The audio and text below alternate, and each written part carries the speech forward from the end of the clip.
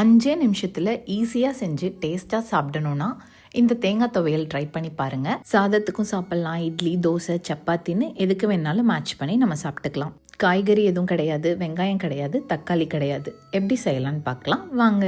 ஒரு பேனில் 2 table spoon oil add பண்ணி, ஆயில் ஹீட் ஆனதையும் 3 பல் பூண்டு ஆட் பண்ணிக்கோங்க. லைட்டாக ரோஸ்ட் பண்ணி விட்டுட்டு 2 வரமிளகாய் ஆட் பண்ணி ரோஸ்ட் பண்ணிக்கணும்.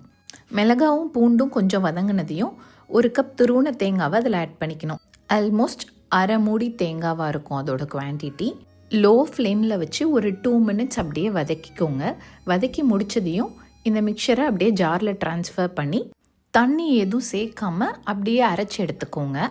ஒரு லெமன் சைஸ் புளியை கொஞ்சமாக தண்ணி ஊற்றி ஊற வச்சுட்டு இப்போ அந்த புளியை அந்த தண்ணியோட இந்த மிக்சரில் ஆட் பண்ணிக்கோங்க. அப்புறம் தேவையான அளவு உப்பு, நான் 2 டீஸ்பூன் போட்டிருக்கேன், போட்டு அரைச்சி எடுத்துக்கோங்க. தண்ணி வேறு எதுவும் எக்ஸஸாக ஆட் பண்ண தேவையில்லை. இன்கேஸ் உங்களுக்கு சரியாக அரைப்படலை, இன்னும் ரொம்ப திக்காக இருக்குது அப்படின்னு நினச்சிங்கன்னா கொஞ்சம் தண்ணி ஆட் பண்ணி அரைச்சிக்கோங்க. இந்த அளவுக்கு திக்னஸ், இந்த கன்சிஸ்டன்சியில் வரணும். அடுத்து வழக்கமான தாளிப்பு தான். 2 டேபிள் ஸ்பூன் ஆயில் ஆட் பண்ணி, ஆயில் ஹீட் ஆனதையும் 1/4 டீஸ்பூன் கடுகு, 1/4 டீஸ்பூன் கடலைப்பருப்பு, 1/4 டீஸ்பூன் உளுத்தம்பருப்பு, 1 வரமிளகாய், கொஞ்சம் கருவேப்பிலை இலை எல்லாம் போட்டு தாளித்து இந்த தாளிப்பு எடுத்து நம்ம துவையலில் மிக்ஸ் பண்ணி விட்டுறலாம். இங்கே ஜெர்மனியில் தேங்காய் சட்னி அந்தளவுக்கு நல்லா வராது. ஏன்னு தெரியல, ஃப்ரோசன் தேங்காய் வாங்குறதுனாலையா என்னன்னு தெரியல. அதனால நான் மோஸ்ட்டாக இந்த மாதிரி துவையலாக செஞ்சுப்பேன். தாளிப்பை இதில் ஆட் பண்ணிட்டோன்னா அவ்வளோதான், நம்மளோட தேங்காய் துவையல் ரெடி ஆயிருச்சு.